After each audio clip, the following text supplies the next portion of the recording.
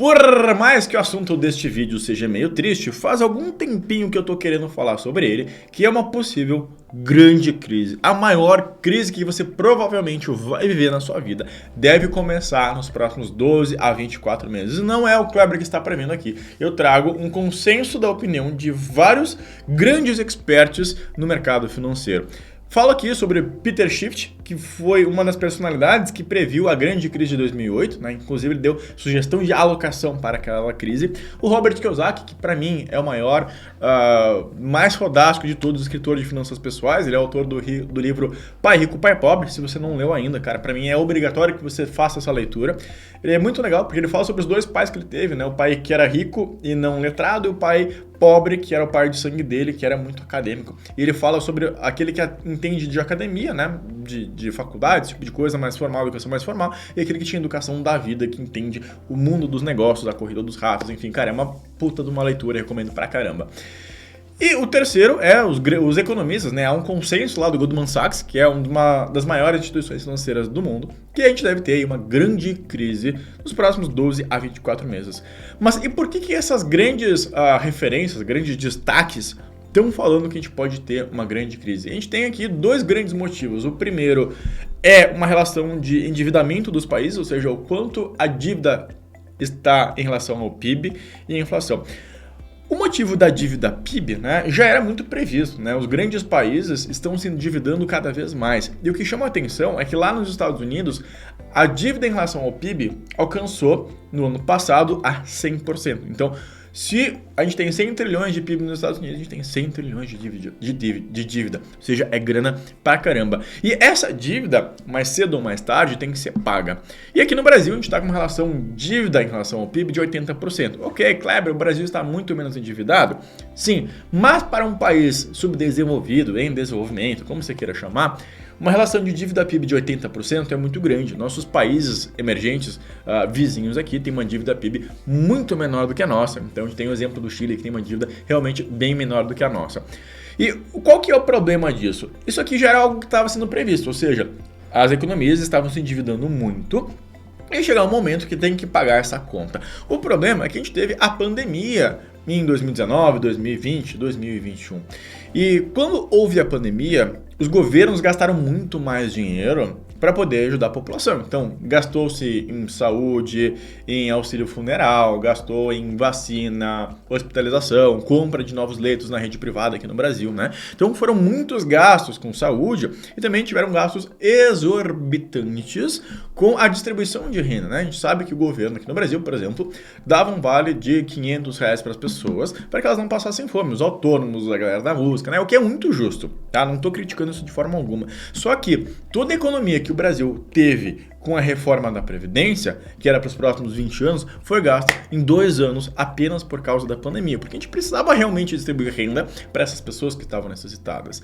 E qual que é o grande problema disso? Que para pagar essas despesas extraordinárias, vamos chamar assim, os governos emitiram mais dívida, mais dívida, mais dívida. Então, talvez o endividamento das nações que estava previsto para ter um estopim daqui a 10 anos, pode acontecer em 2 anos. E esse problema do endividamento, ele não anda sozinho, ele anda junto com o problema da inflação. E a inflação também foi muito acelerada agora nesse momento de pandemia. Houve um negócio que a gente chama, um nome chique, né, de economista, a quebra do supply chain, ou seja, a quebra da cadeia de suprimentos, a quebra do fornecimento de matéria-prima. Então, por que eu brinquei um pouco que a China tem um pouco de culpa nisso, mas não tem culpa? Porque a China é a grande fábrica do mundo, né? A produção de chips, a produção de veículos, a produção de várias matérias-primas saem da China. A China exporta produtos para o mundo inteiro. E a China, para conter a pandemia, como é um governo totalitário, eles fizeram uma grande, de fato, cara, todo mundo parou, ninguém podia sair de casa, ninguém podia ir para a rua, as fábricas pararam, ou seja, tudo parou de verdade. E como as fábricas pararam tudo, cara, quebrou a cadeia de suprimentos. Então, uma fábrica de automóveis que precisava do chip que era fabricado na China, no Taiwan, no Vietnã, que também adotaram essas políticas muito intensas de lockdown, cara, não receberam chips.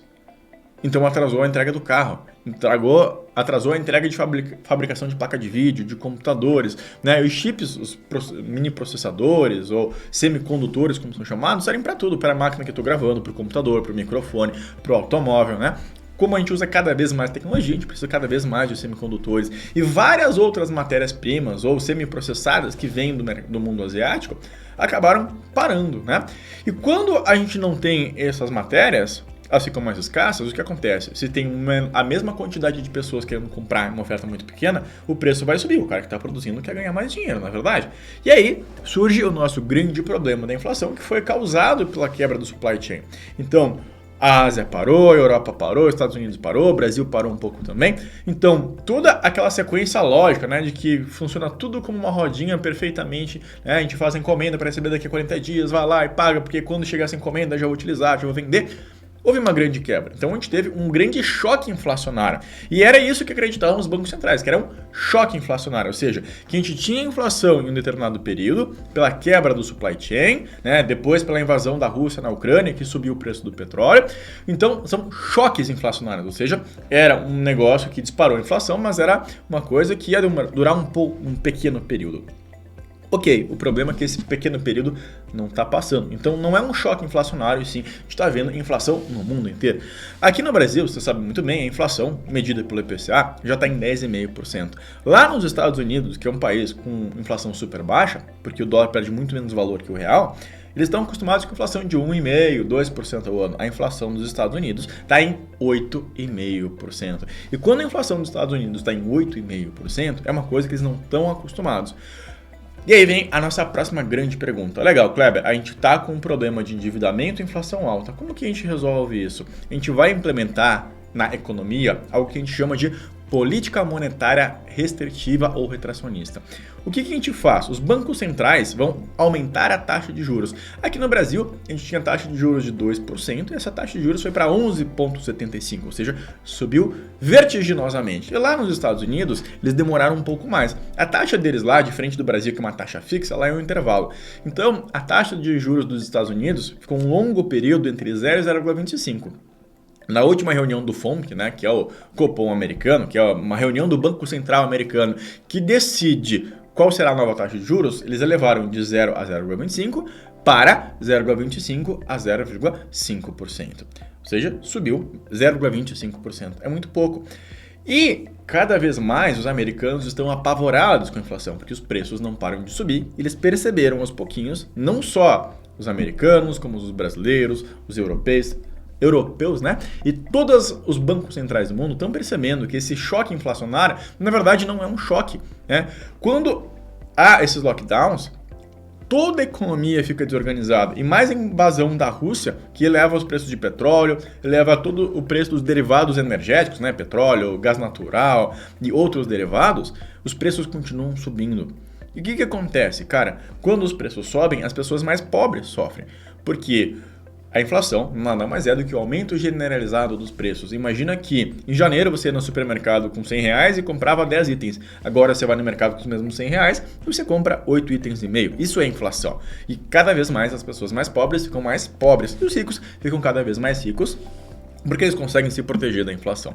O que acontece, então? O governo vai implementar políticas restritivas ou retracionistas, como a elevação da taxa de juros, o aumento da taxa de redesconto, o aumento do depósito compulsório, a venda de títulos públicos federais para as instituições financeiras que são os dealers, né? Você aprende isso bastante numa certificação financeira.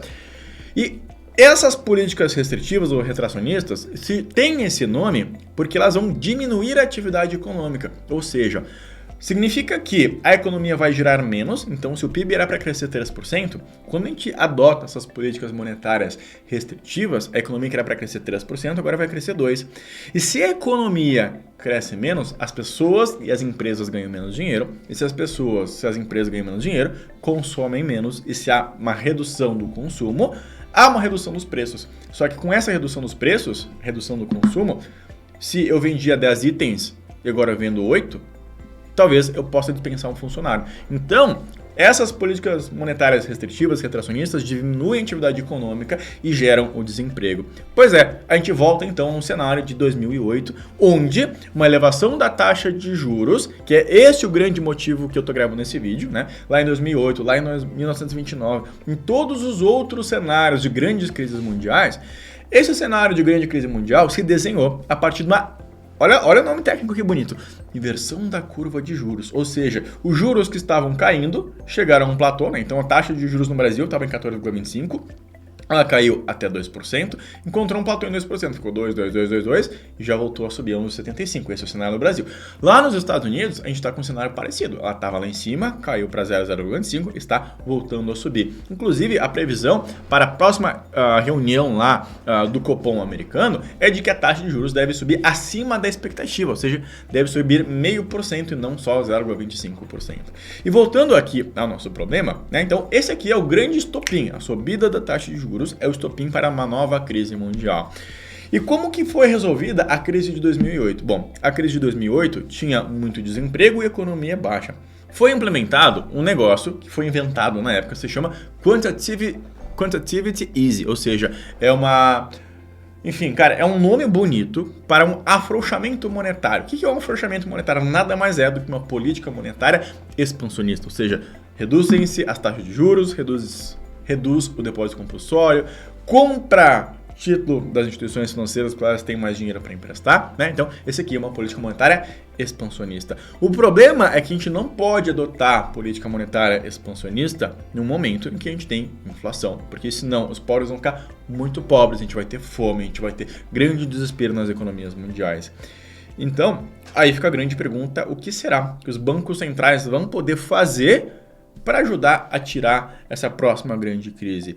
Agora, eu não sei o que os bancos centrais podem fazer. Eu sei o que eu posso fazer, que é proteger minha carteira de investimentos. E eu faço a proteção da minha carteira de investimentos através de uma grande diversificação. Hoje, na minha carteira de investimento, eu tenho imóveis físicos, porque eu tenho controle, né? Não tem cotação todo dia, ajuda o fator psicológico.